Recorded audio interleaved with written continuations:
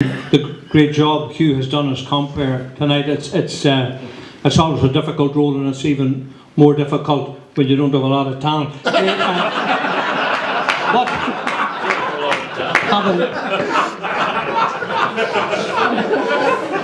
Hugh is a very, very close personal friend, not mine, thank Christ.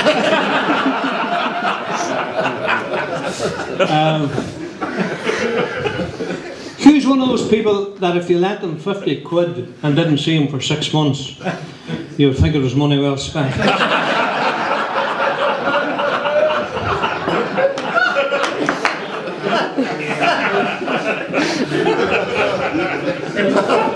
Nights like tonight afford me the opportunity to meet up with old friends again and hopefully form some new alliances.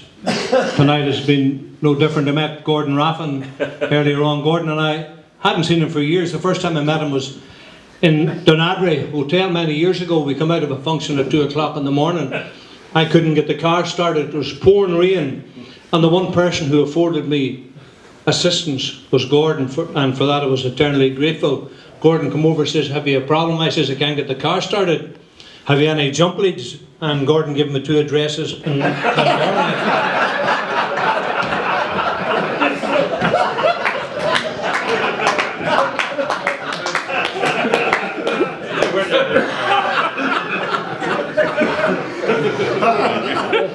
I want to personally thank Graham Kerr for affording me the opportunity to be with you tonight.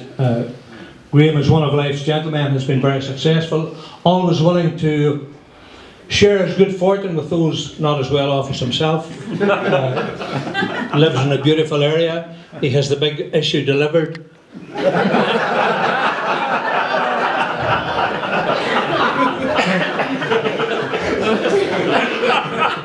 And when he rings the police, they asked him who recommended us.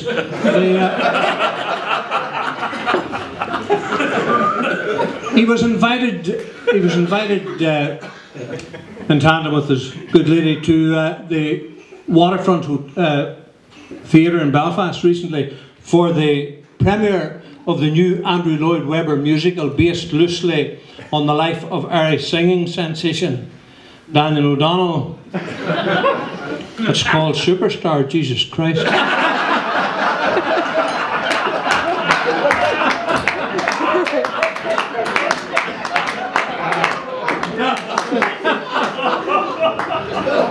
As they left the waterfront, Graham was accosted by a rather dishevelled young man who approached him and says, "Excuse me, could you give us a couple of pound? I haven't eaten for 3 days." Graham says, "Force yourself."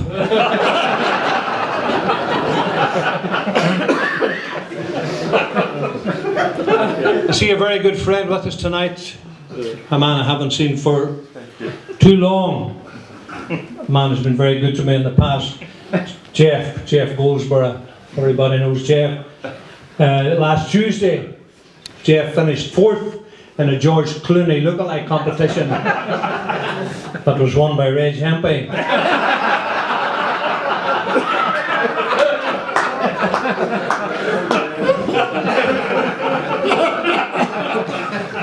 I just want to go off at a tangent here, and I'm speaking mainly to the men in the audience.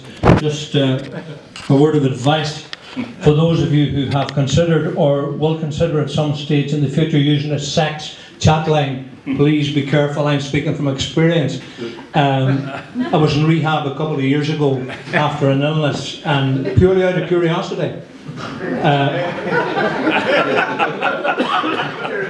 I rang up one of these chat lines. It was only for a fortnight, and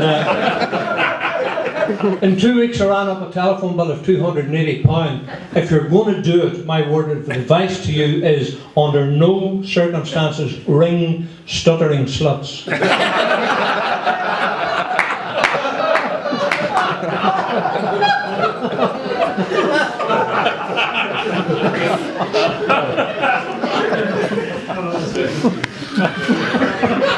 After dinner or public speaking, is a very difficult discipline. And speaking as someone who has done it numerous times, it presents a new set of challenges. Every night you do it. Different audience, different makeup of the audience. And just because we have done it many times doesn't ease the difficulty. People generally tremble if somebody hands them a microphone. Even people of the highest profile. I want you to cast your mind back. Can you remember a boxer called Frank Bruno? Frank Bruno was a former world heavyweight boxing champion who had one thing in common with Michael Jackson. They both wore gloves for no obvious reason.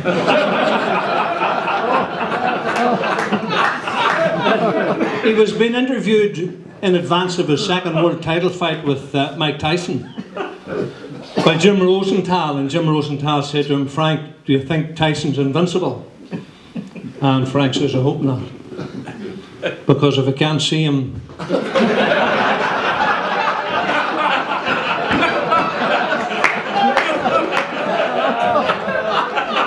can't have him.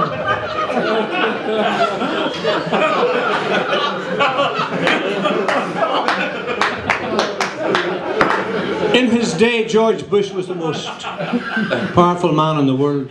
Hard to believe. In the immediate aftermath of 9/11, he addressed the American nation.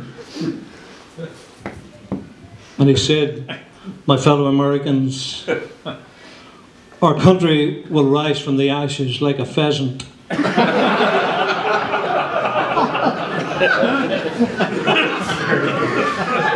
His Secretary of Defense, Dick Cheney, was sitting in close proximity and says, "Mr. President, I think it's a phoenix." He says, "I knew it began with an F."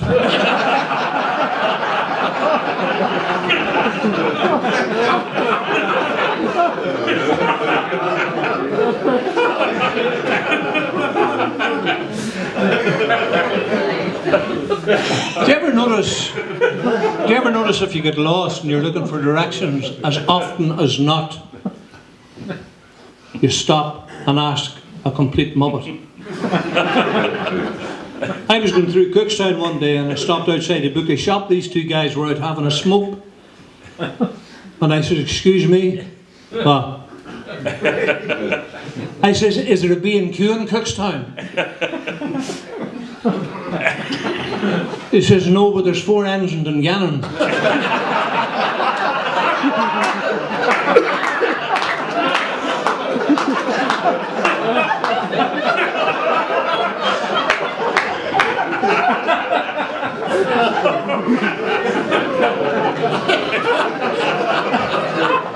How does that work?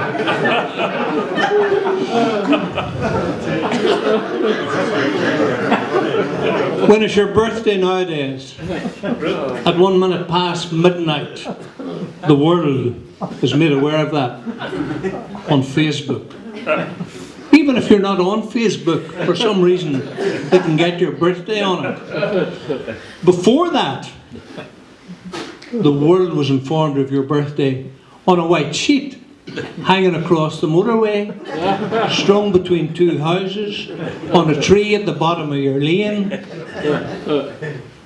I was going through Toome Bridge one day, and I was going past Tria Gardens, which is the oldest surviving estate in the village, and strung between 2 houses was a beautiful snow white sheet, and emblazoned on it in massive letters was the message, "Happy 30th birthday, Granny."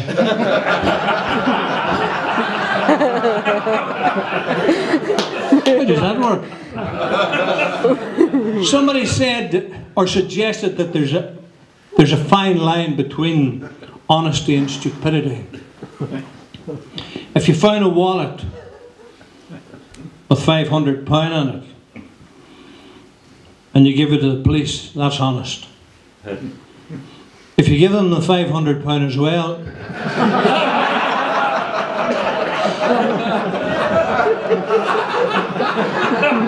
that's stupid.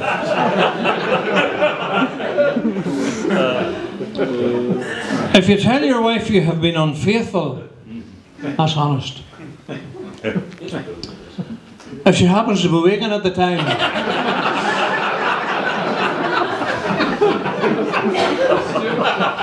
that's stupid.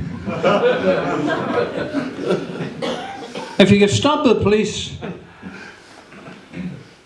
and you admit to having taken drink, that's honest. If you offer them some,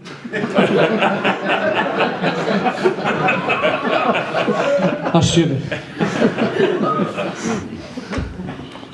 As we move inexorably towards the end of 2017, I look back on last year with many deep personal regrets. In January last year I lost my father, the man who more than any had helped factor the direction my life would take at all times up until his passing. An amazing man, my dad. I never remember him working. Gave the best years of his life to the social security system. He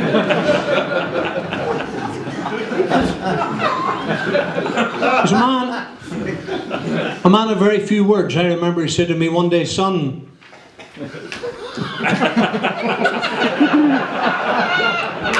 that was it. I never forgot that word.